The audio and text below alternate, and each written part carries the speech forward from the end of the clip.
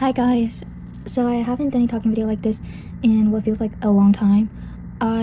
Even though I have a whole notes app section of ideas listed of what to talk about in these talking videos, I don't do them often because I don't low-key don't like making these type of videos because I'm not the fastest thinker in the book, and there's a lot of editing that goes into the raw footage because if I just upload my raw footage, it would be 40 minutes straight of saying I think, I don't know, because those are the 4 phrases I say the most, so I don't like the editing part of this. But yeah, so in this video though, I'll be talking about experiencing life in the little moments, but also how dissociation and distraction plays a very big role in not only my life but a lot of people's lives. So yeah, however though, it does get too much or a bit too heavy for me because I realize I'm the type of person to feel the emotion that I feel during that state to the fullest and deepest I can. So if I'm very happy, I only focus on being happy, and if I'm very sad, I stay very centered and focused and grounded in being sad. So I feel the emotion to the fullest extent while I'm going or experiencing that emotion. I don't know if that makes sense, and I'm also a very big cry person, meaning my first response to anything is to cry. It could be happy, sad, excited, frustrated, guilty, embarrassed, anger, yeah, the list goes on. Every emotion I feel, my first response is to cry. Some way or another I'll make myself cry. But I want to focus more on the happy part because an example the most recent example I could think of is literally a week ago, where it doesn't have to be big moments. It could literally be the smallest, tiniest moments. But when I'm around a lot of stimulants, meaning a lot of people, a lot of things going on, a lot of crowded, there's a lot of people and a lot of things and just stimulants of every kind, noise wise and senses, in those type of moments I get very stimulated, but not in a bad way. I know that sometimes it could be very overstimulating, meaning it just gets to you and you kind of break down, but I don't have those moments with those type of events or places, because to me those places are the larger the place, the bigger the place, the more people there are. Okay, say you're going to a party at a house, and there's a lot of people versus a smaller party with not a lot of people. There's a lot of intimacy in just a large crowd of people. I don't know if that makes sense. I think I'm more on the quieter side, if you don't come talk to me, I don't come talk to you type of person. But for me, that's why I love larger crowds more and populated places, because in those places are the places I can genuinely remain myself, because once I'm in smaller less crowded places, it's easier to notice me, and I don't like that. I'd rather be in a very populated crowded place than a small less crowded place, because again there's so much there's so much intimacy just in a very large crowded place with so much people, because I could literally wander about and zone out and make observations and just be so caught up in the moment without anybody realizing. And the more there's to observe, the more I don't even know what I'm trying to say. The more stimulants there are, the more people there are, the more I just get very caught up, and I find myself very stimulated, but not overstimulated in a bad way, but in a good way, because there's so much to take in. And when you people watch and see the way people interact with one another, I know it's it could be the most small minuscule actions ever when they interact, but there's just so much beauty within that. And when I find myself in those moments, usually when I'm alone and I don't have anyone with me and it's just me, myself, and I, and then you're observing other people interacting with one another, I guess that is a sad part, because you're kind of watching the world from the sidelines, but it's so hard to put into words. But when I find myself in crowded places where I'm alone and there's a lot of people interacting with one another, and then I keep saying stimulants, but a lot of things going on, right? And when I go through these crowds, it obviously feels kind of sad and empty, because when I see everybody else interacting with one another and people being people, there's me like walking by myself and taking in the observations, which is like great but and beautiful, but like there's always something like empty, because at the end of the day, like I'm also human and I also crave social connection, and I also want to experience like emotional bonds. So in a sense, when I go into these crowded things and like blah blah blah, it could literally be school for say, like I could literally be walking around in the hallways, because I love to people watch and I love to like be in crowded places again. And even when I'm by myself, like I don't mind, but sometimes it does affect me, because I'm like, it feels like I'm watching from the sidelines and everybody's living their life. I don't know, like something like that. But if I were to focus more on the happier aspect, I would go back to being very observant, and that keeps my mind grounded, because when I realize all these like small, unseen, unnoticed interactions between people, or like when all the stimulants come together, people, it could be literally anything, guys, like everything and anything, okay, come together, and I just observe and I'm be in the moment, and I literally sit down and stare. That's when I realize like this is literally like the life I want to live, because I want to experience every single moment of not just like my life but other people's life. Like I don't really know how to say this, like capture the interactions between like two other people, and then live and then get in their shoes and their view and their perception on life. Like I just don't want to so I guess when I observe, like yes, I do it for myself, because I love it. Really does help me stay grounded when I get to take in all the small little things. I feel a lot of times I kind of like time passes in my mind, and just like over time I forget, and like in the moment I'm not living in the moment, so everything's like a blur. But when I actually take time to sit down and observe and take in all the small little things, it keeps me grounded and stay living in the moment. And again, that's like where the happiness gets deprived from, because or like I get joy from watching and observing people and things going on, because I realize there's like so much more to life, if that makes sense. Like I don't know if it makes sense, but it could be like the smallest things again, but it makes me feel like life is worth living. If that, I don't know, I feel like the things I say is very shallow and like maybe cliche, but like I genuinely don't know how to like I don't know how to say it in my own words.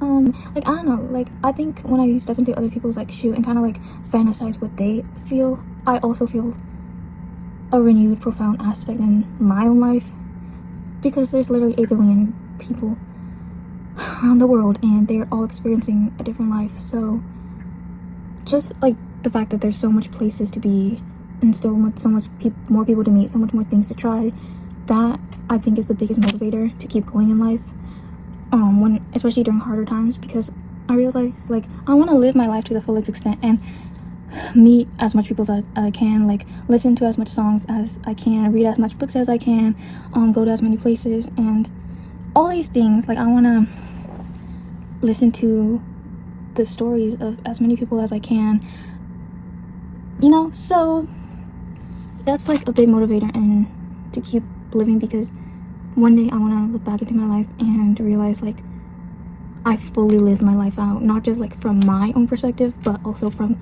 the perspective of many other people, by listening to their stories, by, you know. So I would say that's like my definition of living life to the fullest extent.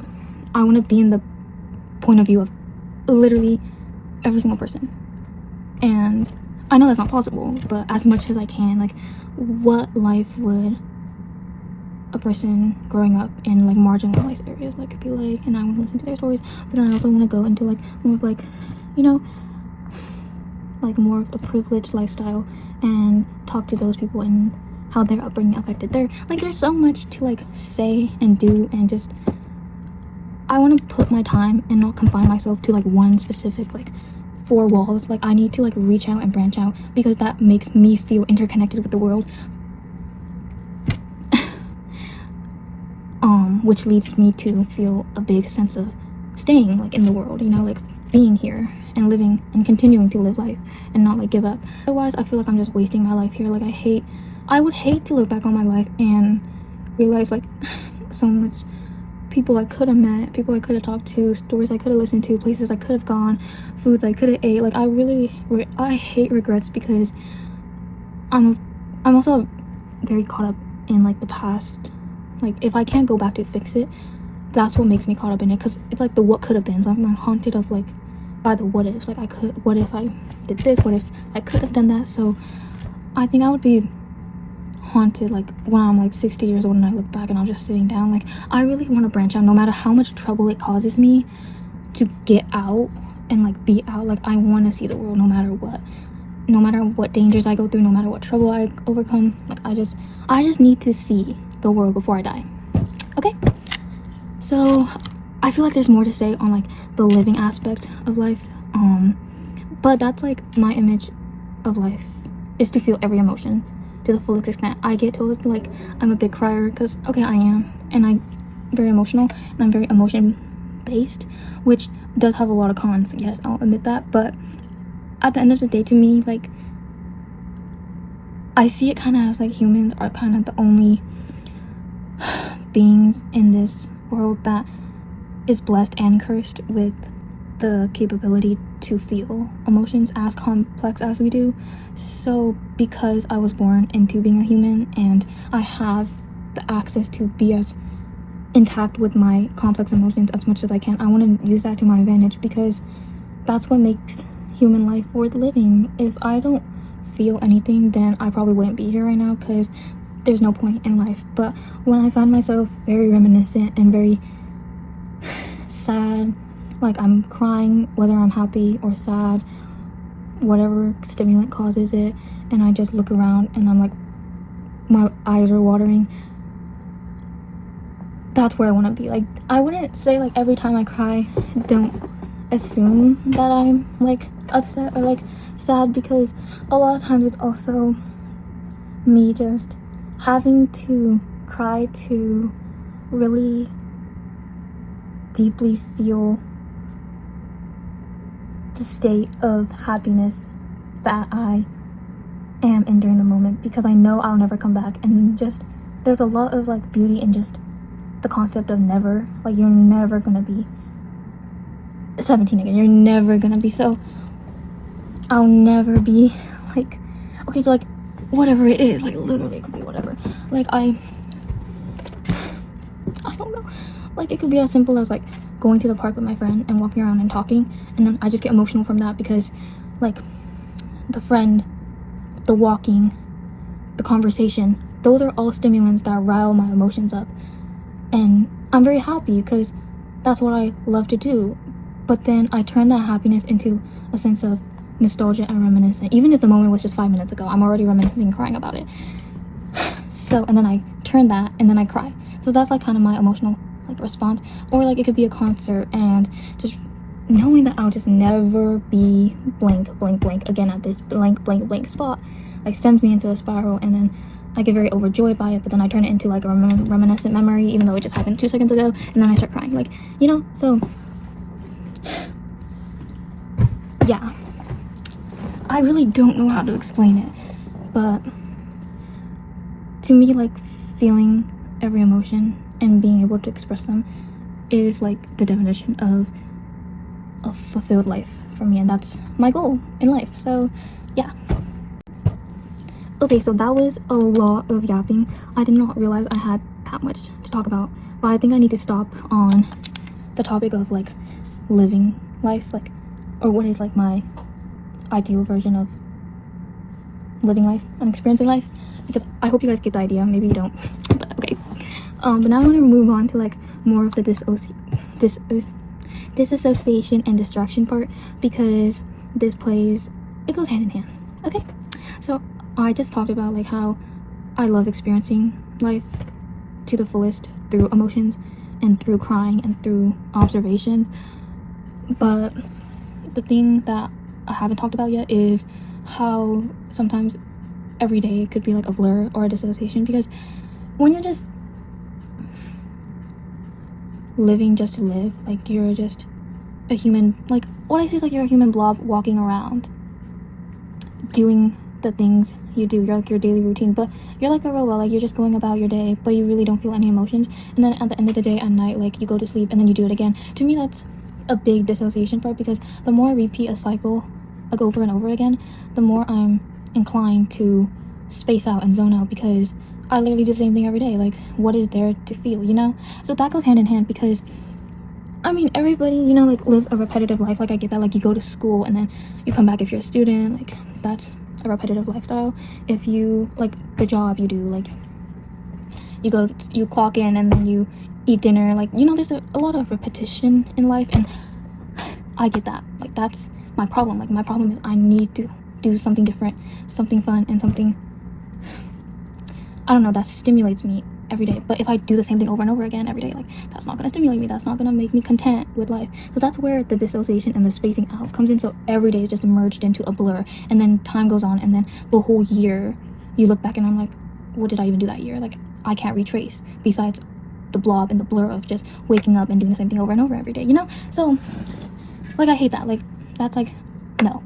So I guess this is the part where my emotions and my like want to experience everything to the fullest comes in, because the second I start becoming emotional, the second I start crying, the second I start taking in, like, I go to school every single day, and like, I remember last year I was so upset with it, because I do the same thing every day. I literally walk into campus and then go to my classes and come back. Like, what am I gonna do? So, but when I turn that into more like an emotional thing, when I turn it into, I'll never be 16, I'll never be 17 again, going into high school as a junior or senior, and like, when I turn it into that, like, those, like, I want to go to school now, like, because I know that one day I'll look back and be like, I don't want it to look back at it in a blur. I want to look back at it as something emotional and something I can cry about. So if I'm crying about it in the moment and already making it emotional in the moment, yes, it hurts me, but in the long run, like, that's what keeps me driven, like, that's what keeps me driven to stay away from dissociating and spacing out. Because if I'm like, I have to go to school, like, it's a repetition, I have to do it every single day, like, I find myself, like, last year especially, like, spacing out. But when I turn it into like more of an emotional thing, and like, I cry about it, and I'm gonna, like, I just make it so emotional. Like, okay, yes, like, there's not, you could argue that there's not really a lot of emotions in like being a senior in high school, or being a junior in high school. But to me, it's like, I'll never be 16 again, going into school as a junior or like a sophomore or whatever it is. Like, and this is just an example, like, for school. So when I apply those reminiscing, nostalgic emotions to my everyday life, it makes me want to live life that day to the fullest. Like, and it does help. Like, I will say it does help, because it shifted my perspective of, okay, like, yeah, like, I don't want to do this, I don't want to do that. But when I apply kind of like a negative connotation to the activity, so I'm using school for example, like, I apply the negative connotation of like being sad about it, like, I'll never be doing this again, like, I'll never have this moment back. It makes me driven to be more grounded in my life, if that makes sense. Like, be more present in the moment, which is a positive thing. So it takes a lot of negativity for me to be positive. Okay, so that's my point of dissociation, and I want to implement that like further in my life, because again, like, my biggest goal, or the biggest thing that keeps me even like living here, is my emotions. So being so intact with my emotions, even if it's like bad, even if I'm crying, like, I don't care. Like, I need to cry to like live. I need to cry to survive, because if I don't cry, like, I really find no purpose of like living if I don't be emotional about every single thing. Because then it's like, I'm just living just to live, and I'm not trying to live just to live. I'm trying to like genuinely not live to exist, but genuinely live to be here. And okay, so again, like, for me too, like, I kind of see it as I have all of these opportunities that other people don't have, especially like because of the environment that I grew up in, and also like a lot of outside external factors, So when I know that like I could do this, I could do that, whether it's education wise, whether it's other stuff wise, like, I want to take full advantage, because I know that if I'm given the opportunity to, I want to genuinely like take it, because it's like given to me, you know what I mean? So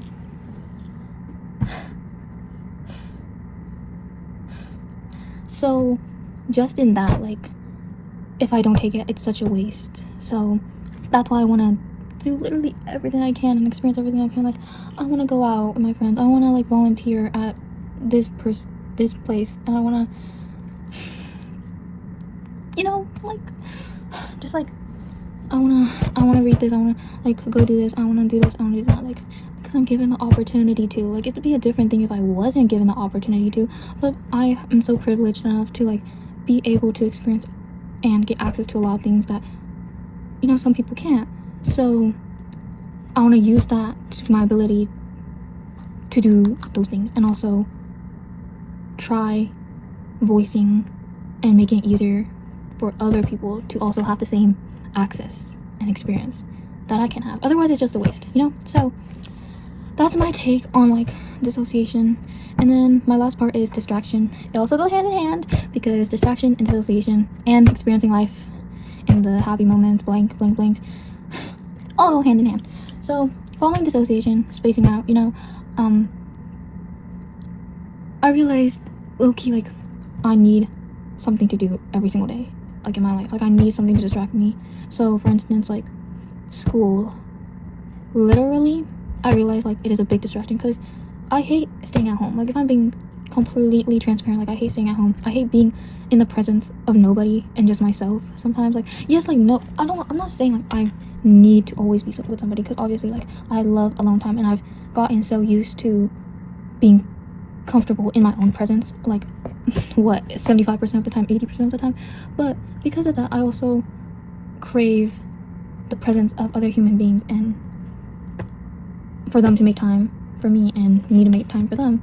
So like, in a sense, when I'm by myself with my own thoughts in my own like room in my house, I spiral, and like, I don't know how else to like properly turn this into words, but I genuinely like spiral and go insane. And I have like big migraines too, which just recently popped up. But like, when I'm just in my room by myself, and like, okay, doom scrolling, like the first few moments are like fine, but then once you inhale, like, or like once I do it more and more, like, it's like, why am I doing this? And then I just like start walking around my room, pacing around my room, and then I start like thinking and just sitting there, and then I start like yelling, and like those things, like, it just like turns me like insane to know that I could be doing something better than being in my room. But obviously there's limiting factors, because, you know, if I could go, yeah, but whatever. So in that sense, like, I always need something to do. Like, it doesn't necessarily have to be with another person. Like, I just want to go outside by myself and like have nobody by my side. That's fine. But again, like the crowded areas, like, I love being in crowded areas, because I could be by myself and no one would notice, you know? And I don't care if they notice, because I'm trying to be like observant of other people, so I don't care if I'm alone. So I just need to be like out and about, or like I just need a distraction like every single day. Okay, that's my problem. Or else I just spiral and I go insane. And like, it wouldn't be necessarily a bad thing though, like in a good way. Like, it keeps me productive. For example, like this summer, I just knew that like I would go insane, mentally insane, if I was just sitting every day at home. There's like, okay, oh my god, there's like, okay, there's layers to this, guys. There's layers to this. But obviously if I could go out, I could, but there's different layers. There's a lot of reasons, you know, but like, I'm not allowed to, but go out, blah blah blah.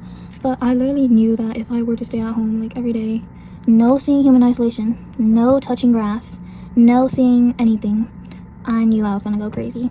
So that's why, like, to keep myself occupied, I do like things over the summer. For specific example, over the summer, like an internship, like, it required me to get up and go do new things and go somewhere besides my home and be surrounded by new, different people. And that like really made me content and happy.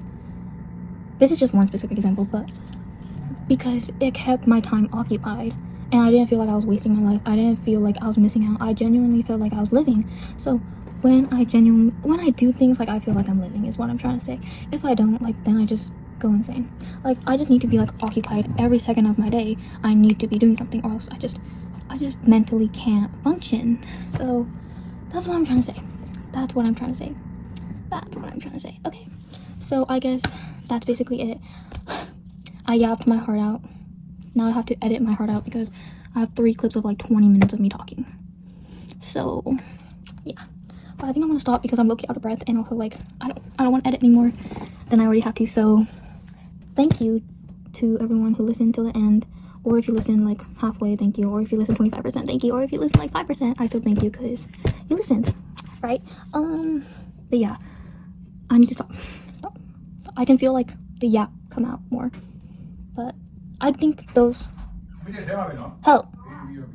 I think those are the main points that I'm trying to get across, and I would like yap. I would keep on yapping, but I don't know. I think I got.